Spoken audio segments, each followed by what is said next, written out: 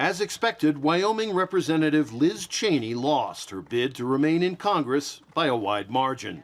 Cheney became former President Donald Trump's Republican nemesis as vice chair of the January 6th committee. In a forceful concession speech, Cheney once again castigated the former president. 2 years ago, I won this primary with 73% of the vote. I could easily have done the same again. The path was clear. But it would have required that I go along with President Trump's lie about the 2020 election.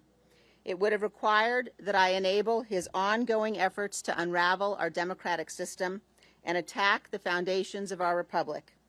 That was a path I could not and would not take. Cheney's opponent, lawyer Harriet Hageman, was endorsed by Trump, who is very popular in Wyoming. Trump congratulated Hageman and called Cheney spiteful. Obviously, we're all very grateful to President Trump, who recognizes that Wyoming has only one congressional representative, and we have to make it count.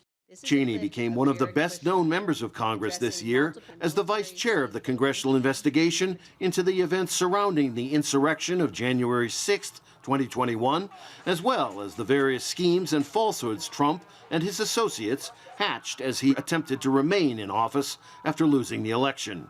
But that didn't go over well with Wyoming voters, 70% of whom voted for Trump over Joe Biden in 2020. Despite her defeat, many people in Wyoming and in Washington, D.C. expect Cheney to run for president in 2024, using her reputation as a defender of democracy who stood up to Trump when other Republicans failed to do so.